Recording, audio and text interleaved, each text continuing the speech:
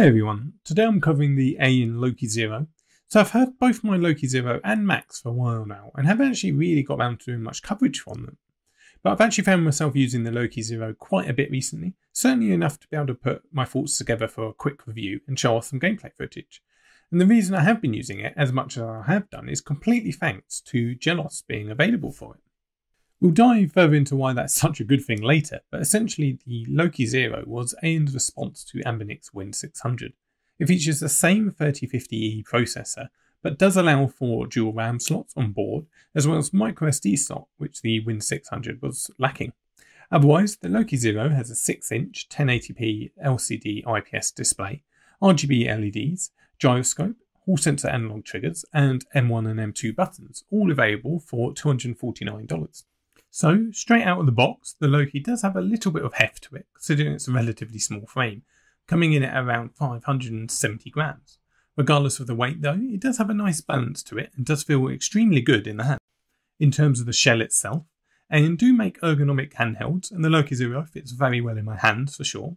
The quality of the shell is really good for its price range, which is somewhat counter to what I found with the Max, as I didn't really feel it felt premium enough to justify a $649 handheld, but it really does feel like a premium design for a $249 handheld.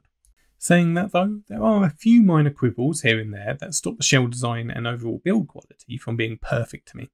The plastic just doesn't fit perfectly flush in places, particularly in areas like the joins of the shoulder buttons and headphone jack. The LED side rings sit at a sliver out from the rest of the case. The microSD card slot is pretty fiddly, and the black plastic is a bit of a fingerprint magnet too. These are all minor things against an otherwise great shell design, but at the end of the day I found them a bit more annoying at the Max's price range, but far more forgiving at the Zero's price range. In terms of battery life, you really do need to tweak your TDPs and brightness settings to keep things optimum, but I've gotten everything from the range of 1.5 hours to 3.5 hours depending on how intensely I'm gaming on it. The sound and video quality of the screen aren't bad at all and really do feel good for the price as well. Control-wise, I've been pretty happy with the Loki Zero overall. The first thing that stood out to me when compared to my other handhelds was the very long analog sticks. Not only are they pretty responsive, but they're just a really nice size with no real restraints to them. The face buttons don't have a long press to them, but have a very satisfying press and offer a lot of tactile feedback. They're really good at being able to take a button mashing and are a very nice size as well. The D-pad is super responsive and has a very soft fitting that gives you a lot of degree over the inputs, which is great. The analog triggers, they feel a bit hollow and have a bit too much travel to them, but they are at least accurate. All in all, the controls are very good, although they are on the loud side in terms of inputs.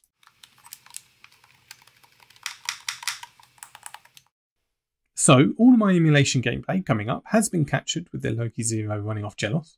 JELOS, or Just Enough Linux OS, has official support for the Loki Zero and Max, and, in my opinion, is the best way to make the most from the Zero's emulation capabilities with absolutely minimal fuss. The fact that you can store JELOS and all your ROMs on a microSD card, and jump into Windows for any indie or 360 era PC games, when or if you need to, is just super handy, and the ability to control the TDP max limits per console, as well as LED colour control and the like, really make the Zero in my opinion. Anyway, I'll cut some emulation footage now and summarise up at the end.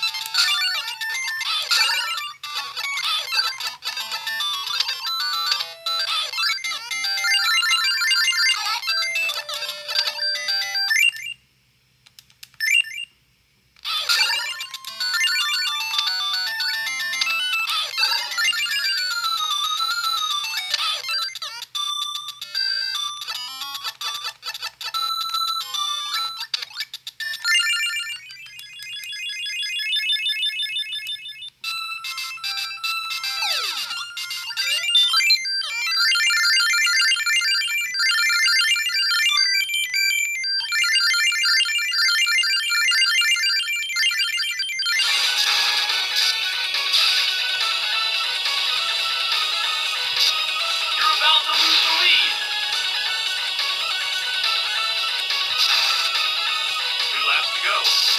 You've got a new booster.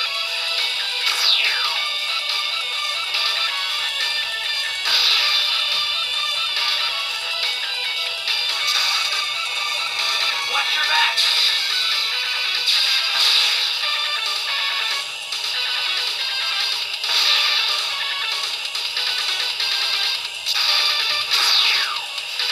Final left.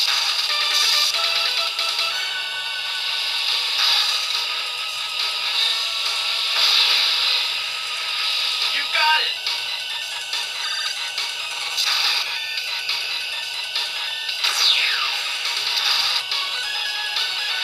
Way to go.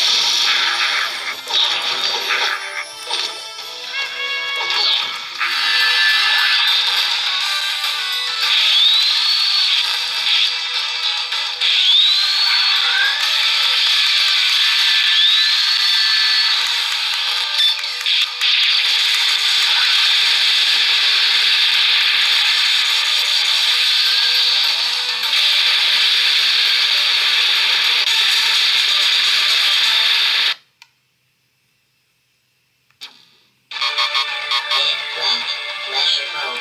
Completed. And the sequence. Get ready.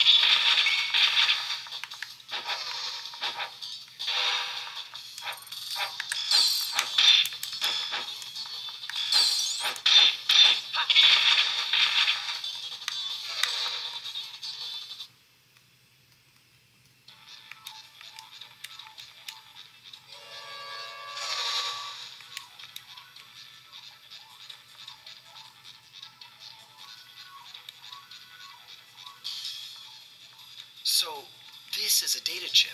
Sounds like you got it. Now get back here. Just log out and you'll be home free.